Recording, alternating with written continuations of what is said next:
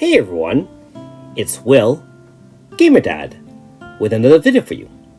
So if you've been keeping up with the live stream done by Scott from the Another Eden Global official channel, you'll know that the last video he did explain that we'll have a new update this week, version 2.11.500. We are currently on that same one, so this will be an in-game update, not in the App Store or Play Store. So this is a small yet, well, small for some, larger for others. First of all, we do have a new encounter across time layers, which is obviously an altar unit, and this is the Violet Lancer. So I'm not going to spoil who this altar is. However, if you've been playing through, I believe that it should have been explained to you in chapter 4 or 5 of the Mythos. Now, if you haven't already, make sure you like and subscribe to my channel. I really appreciate it. I also do have a Patreon account for those who want to support me this way. So first off, Violet Lancer is, I keep on saying Violet Lancer is another Earth Zone setter. When she VCs in, deploys Earth Zone and Pierce AoE.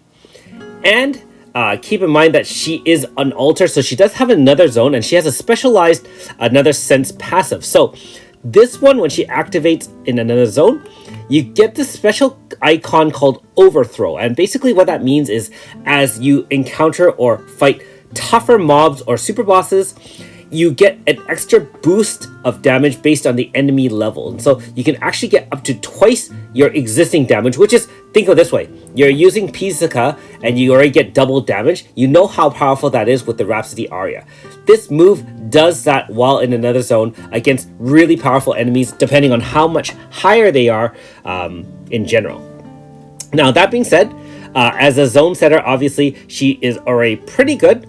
She does have some interesting mechanics in that she really does support units with Luring Shadow. That is, not your light characters, but your shadow characters, being that Violet Lancer is a shadow unit. And so if you can build an Earth-based or Pierce-based team, I guess, especially Earth Pierce, then you can probably make use of this additional benefit. She does actually give extra max HP for Luring Shadow units. That includes herself. She does have a small regen with MP regen. She can set poison and pain, although it's not guaranteed. However, if it does hit, it's permanent.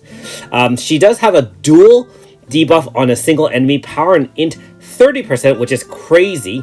And if you are a Luring Shadow, you also get type and physical resistance 30. So if you have a Nakoko, you'll know how powerful the dual shielding is. I mean, it is specialized in one sense. However, hopefully you can make use of that. But the other thing you need to know is that she does massive amounts of damage, very similar to Suzette, whereas if you have both pain and poison, then you can do massive amounts of damage. She also sets crit rate for both physical and magical attack, and apparently during AF, she increases combo multiplier. So you're going to get a higher combo multiplier, which allows larger and larger damage numbers while doing an AF.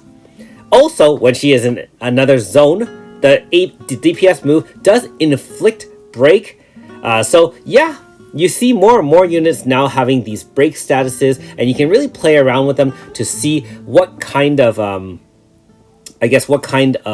mechanics or what kind of team you really want to set up. Very, very powerful, although obviously if you have the normal style, you may feel this one's not nearly as useful or powerful to summon on and save your stones for a future new banner.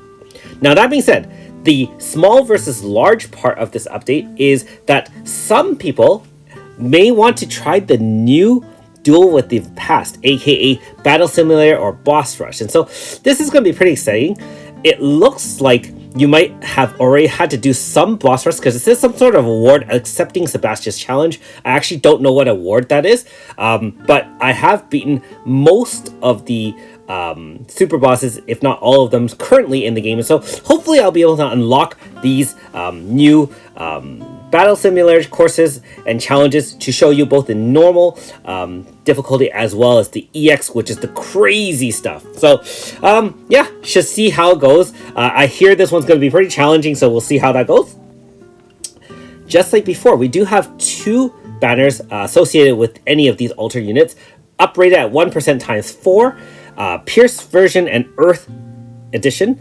And I'll cover those tomorrow in my Should You Summons. Now, keep in mind, this week is actually Holy Week for people like myself who are practicing Catholics. And so I'm actually going to be at church quite a bit in the next few days. So my uploads will be a lot later or even the next day. And I'm hoping to get home tomorrow and put up the new video as well as the Should You Summon for that. However, if I don't get a chance to it tomorrow, you'll see it over the next day or so. So please be patient if you are waiting. Don't spend your stones if you're not sure what to go for. And hopefully I'll be able to share my thoughts and opinions about the banners out there.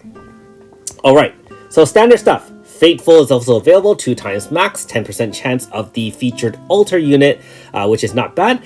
And just like some of the other altar units out there, you have the Fateful Counter Splendid Epoch Edition. And so same thing, 2 times max, 10% of each of the 10 units here, guaranteed.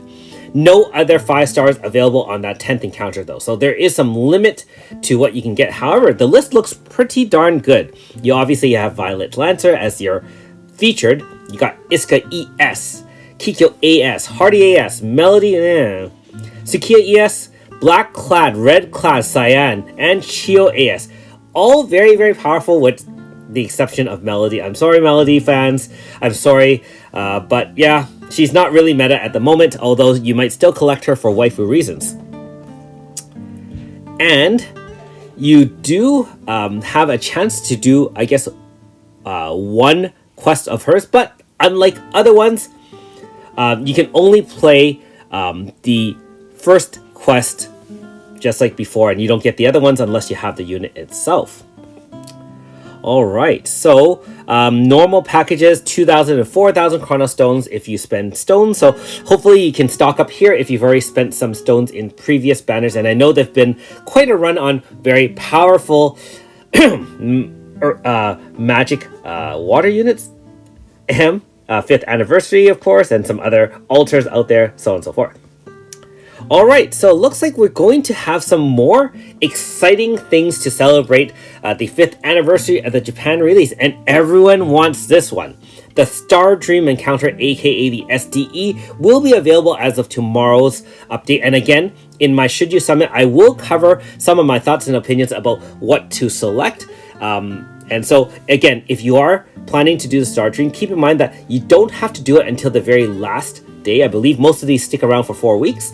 After which, if you do the Star Dream, you can postpone using the Star Dream piece to select your 5-star until almost 4 weeks after that. And the reason for that is, obviously, you might be summoning along the way during these next few weeks. And so you might want to wait and see how many new units you get before you use a Star Dream on one. That being said, if you're obviously low on stones or you really want to do it earlier, again, definitely can do that, and the Star Dream piece lasts for 4 weeks after you activate the Star Dream encounter. All right.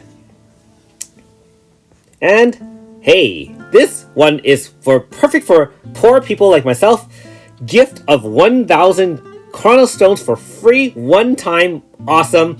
Also a perfect time to be starting if you haven't started. If you're watching this video somehow and you haven't started the game, let's be honest, you should be starting the game now.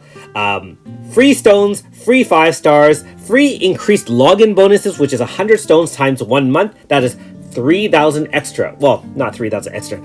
80 times 30, so 2,400 extra, or 3,000 total stones.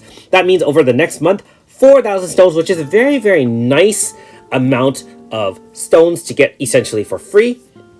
And if you haven't already and you're still new to the game and you haven't started it, there is a campaign right now where you get free summons every day for 10 days and then a free 5-star after that. Now, this has been here since the last update. However, if you're just joining now, you can still do this up to May 7th. You need to squeeze in 10 single days of logins to get 10 pulls, and then you can get your 11th guaranteed 5-star, which is, by the way, 5 stars are the best types of units in the game currently. There are no 6 stars that we know of, and hopefully we never see those in the future either.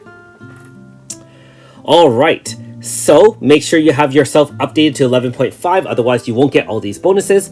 And let me know in the comments below what you think of the update. Again, if you're going to be challenging Battle Simulator, what are your thoughts about the new altar unit and the banners? Are you saving? Are you going to blow a ton of cash knowing that you have 4,000 stones coming to you?